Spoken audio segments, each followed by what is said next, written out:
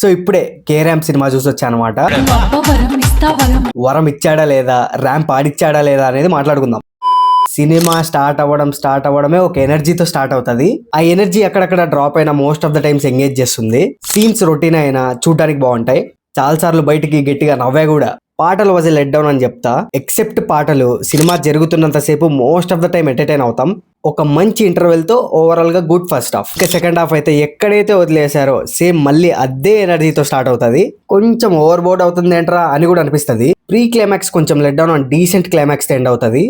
Last లో ఒక shot ఉంటది, అది చూసి పక్కా మీరు నవ్వుకుంటూ బయటకు వస్తారు. ఇక పాజిటివ్స్ విషయానికి వస్తే ఎంటర్టైన్మెంట్ చాలా బాగా రాసుకున్నారు. ఎంటర్టైన్మెంట్ అండ్ కిరణ్ అబ్బవరం అన్న స్క్రీన్ మీద ఉన్నంత వరకు పేకాడేశాడు పర్ఫార్మెన్స్. ఇక నెగిటివ్స్ ఏంటరా అంటే పాటలు కొంచెం ఎక్కలేదు అనమాట. అండ్ నెక్స్ట్ డ్రామా ఇంకొంచెం బెటర్ గా రాసుంటే బాగుండేది అనిపించింది. అండ్ నరేష్ గారి ట్రాక్ లో ఒక 2-3 డైలాగులు ఇబ్బందిగా అనిపించాయి నాకు. And finally Malayalam authenticity. Cinema మొత్తం కేరళలోనే జరుగుతూ ఉంటది కానీ మనకి ఎక్కడ ఫీల్ రాదు. ఒక్కడు కూడా మలయాళంలో మాట్లాడు. ఇప్పుడు ప్రేమలలో చూడండి, స్టోరీ హైదరాబాద్ లో జరుగుతుంటే జిరాక్స్ షాప్ వాడు, కిరాణా షాప్ వాడు అందరూ తెలుగులోనే మాట్లాడుతుంటారు. ఇక్కడ కూడా అలా చేసుంటే మన కిరణ్ అబ్బవరం అన్న క్యారెక్టర్ కి వాళ్ళు మలయాళంలో మాట్లాడుతుంటే ఫన్ ఇంకా ఎక్స్ట్రాక్ట్ అయ్యేది. అది మిస్ అయింది. సో ఇంకా మన రేటింగ్ వచ్చేసి 7.5/10. ఇంకా ఫైనల్ గా చెప్పేది ఏంటంటే టికెట్స్ బుక్ చేసుకోండి. ఒక 2-3 ఫ్రెండ్స్ తో వెళ్ళండి. పక్కా మీ ఫ్రెండ్స్ లో ఎవడో ఒకడు ఆ స్క్రీన్ మీద జరుగుతున్న క్యారెక్టర్ లానే ఉంటాడు. సో చాలా రిలేట్ అవుతారు, చాలా ఎంటర్టైన్ అవుతారు.